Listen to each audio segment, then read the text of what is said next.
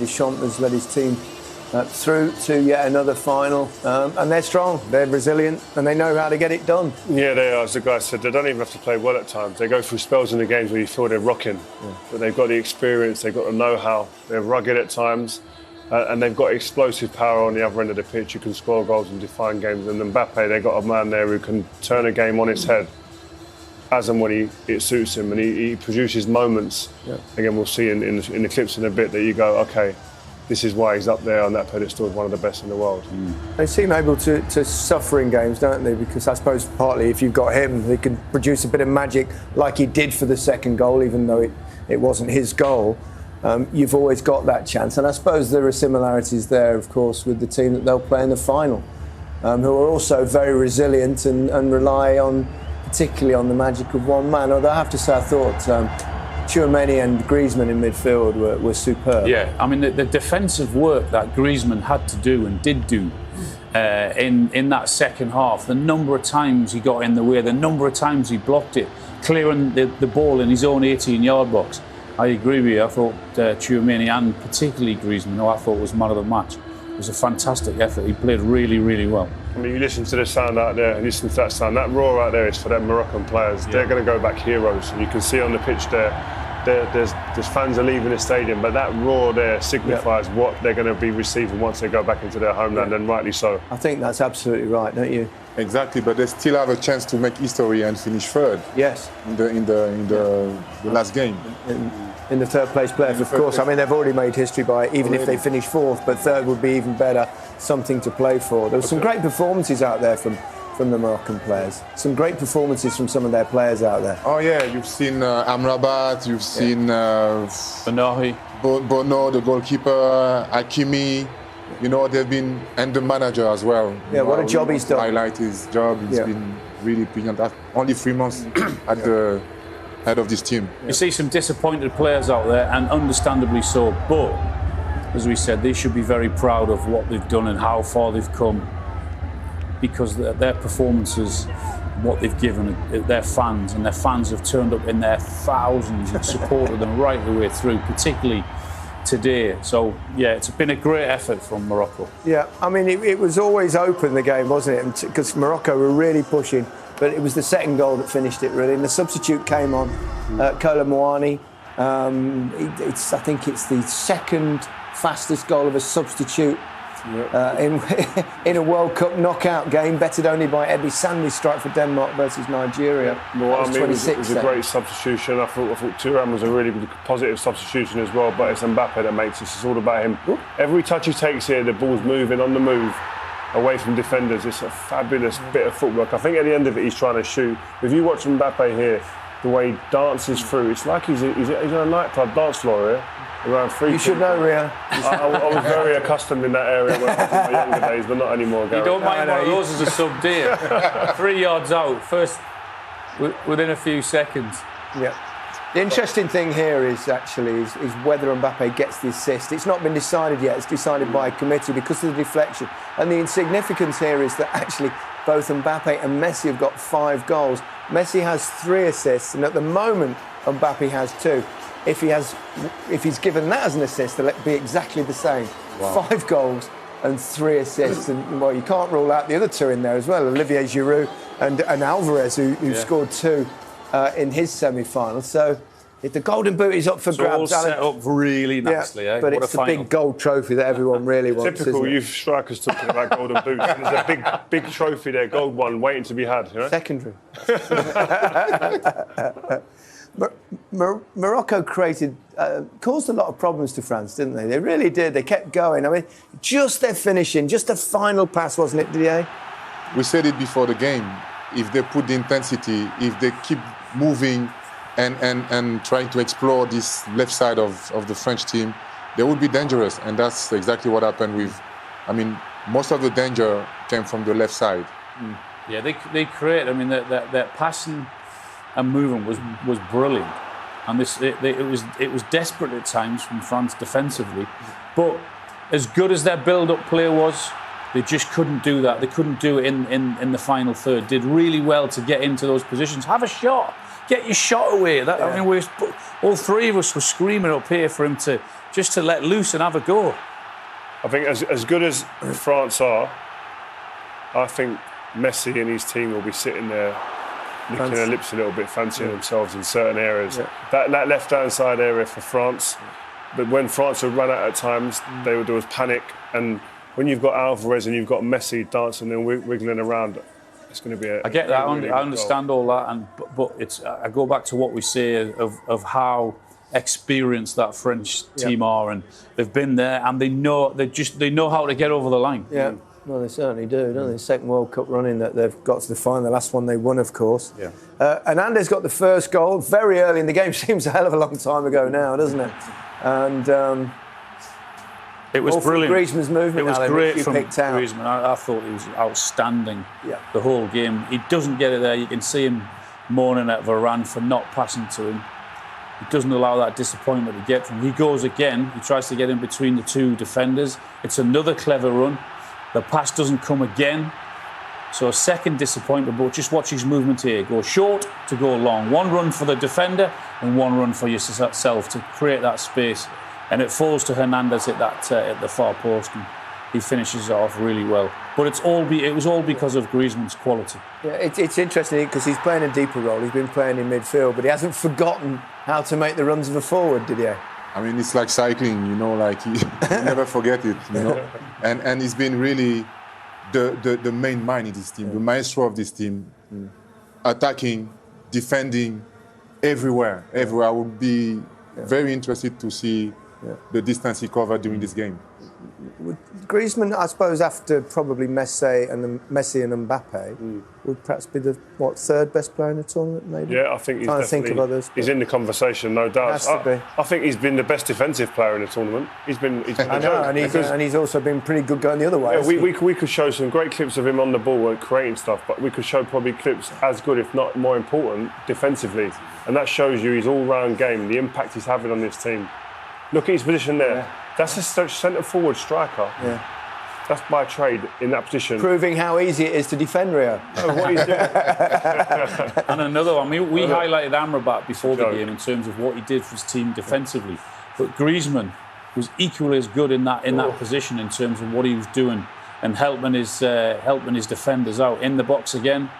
And he's the one that's picking up the pieces. It requires huge intelligence to be able to do that. Has he surprised you the way he's played in this role? Because it's not something you'd have gone, oh, he's a defensive-minded midfielder. Yeah, it's very surprising, but I think he's got the intelligence and the quality to do it, and he looks more like Kante than. It shows how good a team player he is as well, doesn't it? Someone that's willing to do the hard work, even though obviously he's a cultured footballer. Yeah, but also you've got to give Deschamps credit as well for changing his positions slightly. He's really enjoying what he's doing. He's working as hard as anyone is doing on the pitch, and he's doing an incredible job, both going forward and defensively for his team. Been superb. Yep. A word on your namesake, Mr. Deschamps. He's fourth manager in World Cup history to lead a team to back-to-back World Cup finals. Not bad. It's not bad. I think nothing happened. I mean, everything happened for a reason. He's the most crowned, I think. Not bad. It's pretty good. No. He's I think he's one of the most crowned player and manager in France. Yeah. So he knows how to win. Yeah. He learned that in France with Marseille, with Juventus, with the national team. Won the World Cup as a manager, won the World Cup as a player, again in the final. Yeah. He knows how to win games. When you look at the job he's done, when you look at the players who they've had missing, I mean Pogba, Kante, Kimpembe, Benzema, Nkunku, Hernandez, who hurt his knee in that first game. And two players missing tonight, Upamecano and Rabiot. Rabiot, absolutely. Yeah. So what a job he's done. Yeah. But he was a water carrier himself. Yeah. He would tell you that himself. Yeah, he was someone who'd done the dirty work for other players, sacrifice, and he's got players in his team that are doing exactly that. Griezmann, for one, a phenomenal manager who's getting the best out of these players. I want to talk about Chimani in a minute, but I want to give you one of those pointless stats our guys come up with every now and again. Randall Kolo Muani is the first number 12 to score at this World Cup, meaning that all the shirt numbers now from 1 to 26 have netted at least once in Qatar. How about that? Including the number one, you may ask, is an own goal from a goalkeeper, but we'll allow that. Fairly pointless, but I thought you might enjoy it. Tchouameni, he's blossomed in this tournament. Scored that fabulous goal against England, of course, that helped them towards their victory. He's an all-action midfielder. He's got it all. He's gone to Real Madrid and he's slotted straight into that team, and that takes some doing. A club of that stature. It shows you he has a temperament, and in the big games, in every game really, he's shown elements that you go, I can see why he's gone for that money. And he's at a club like Real Madrid. This kid's got power, he's got everything. He's got poise, he's got awareness. He had the most touches for France tonight.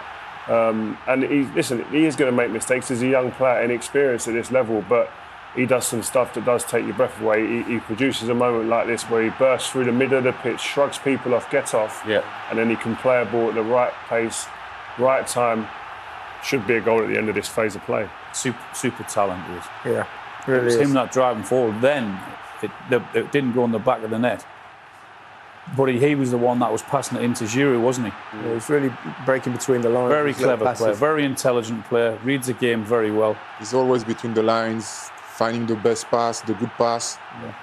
And I would say no Pogba, no problems. You have Tchouameni. Yeah. I think Didier mentioned before the game, it's big pressure to be replacing Paul Pogba. In France, or Kante as well as out of the team. So to be able to go in and handle that is huge. Yeah. Amazing, really. Let's look ahead a little bit to the final. It's a beauty, isn't it? Oh, in this. When you look to this game today, listen, fairy tale wise, you'd like Morocco to get through. But if you're thinking about, you've got two megastars, Messi. It could be the passing of the baton. Who knows? From Messi to Mbappe if he produces Mbappe. But there's so many different subplots to a great game in itself. Yeah, it was 4-3. I mean, 4 years ago, that was an absolute... You remember that game? It was an absolute cracker with some unbelievable Pavard's little bender. And there was... What will Argentina have learned watching this game tonight, do you think, Didier?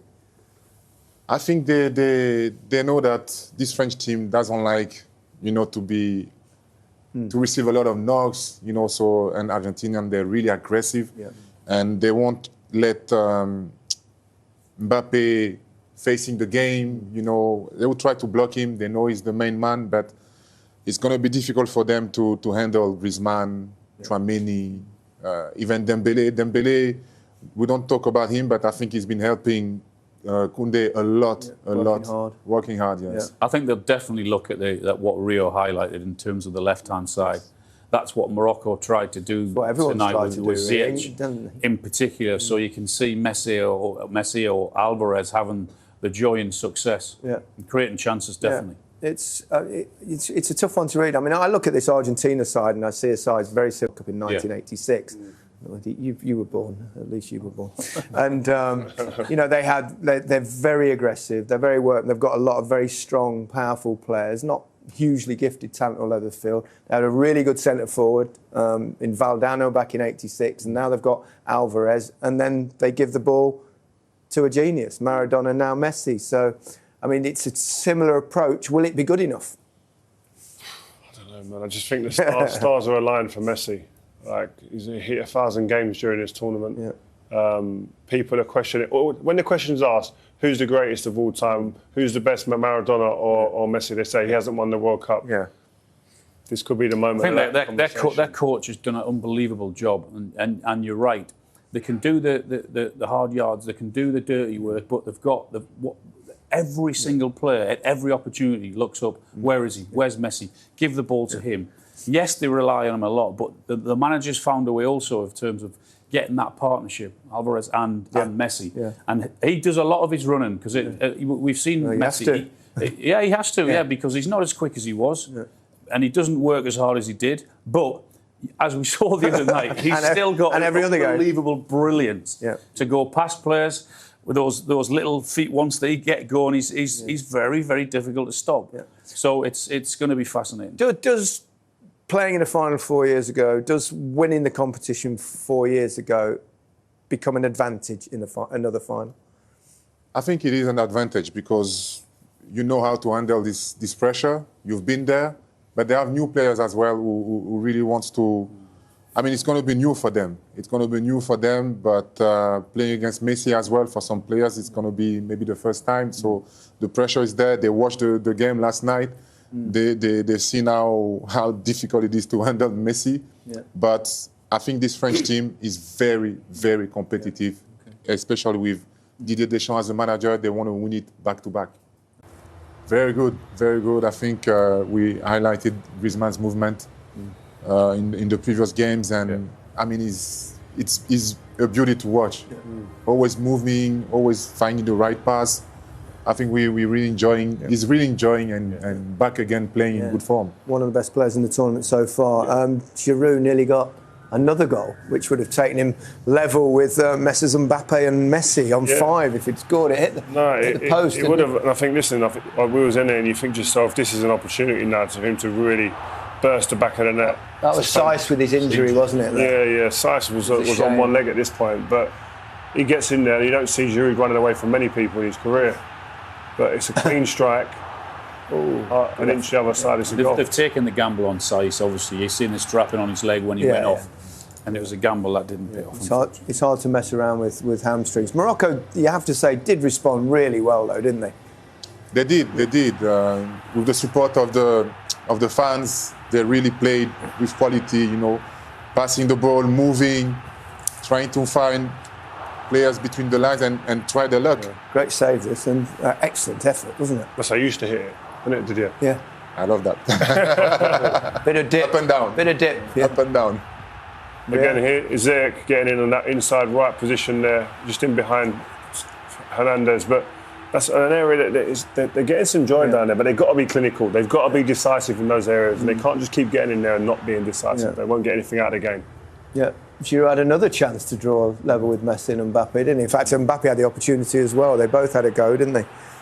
Didier was shouting, pass, wouldn't you? I was not shouting pass. I mean, if he scores that goal, everybody says, wow, amazing, fantastic, brilliant. But now, the ball is a bit behind him. Yeah. If he passes the ball to Giroud, maybe it's a goal. Should he score there anyway? Yes. Yep. That's a big opportunity, that is. I mean, once he's got you in that position, running in behind you, you know you're in trouble. He misses that, then it comes back to Giroud, and absolutely, that should be in the back of the net. You can see by his reaction and the form he's in, that should be a goal. Right. Lloris, another good save. Might have been a touch of the post as well from El Yamik. What a fabulous effort overhead kick this was, wasn't it? Well, we highlighted him for the run for the Griezmann goal, but this is a superb effort, isn't it? I mean, what is he, 13 or 14 yards out there? Is it off his shin pad? I don't know. It might have been, but they said Wayne Rooney's did it. Maybe that's why. Maybe that's why there's not much pace on the ball. Good save, isn't it? Very good save. Yeah. This is the better view to see the save, I think. He's gone through a lot of bodies as well. Save. That's the difficulty as well. He's not seen it till late, Lloris. It's a fantastic save. I don't know whether it would have hit the post if it hadn't gone in, but we'll never know. There's one incident in the edge of the box where Hernandez and Boufal came together. A lot of people think on social media think that this might have been a penalty rather than the decision which given the other way. What do we think? Not for me, no. Hernandez actually gets the ball. You can see. You're not so sure, and he gets the ball there. Touch, yeah. But he does, but his other leg goes. I think anywhere else on the pitch, that's a foul. So why is it not a penalty? No. Well, the ref's given a foul the other way, hasn't he? I mean, which I don't think it was, and a booking. He's booked him as well. That's out of order. Yeah. What, you think that's a pen? I think it's a pen. He definitely don't deserve to be booked for that. No, absolutely not. No, but it's not a penalty. It shouldn't be. Have a discussion on your own for a second. Our next game is the third place playoff on Saturday, but there's plenty to enjoy on iPlayer in between.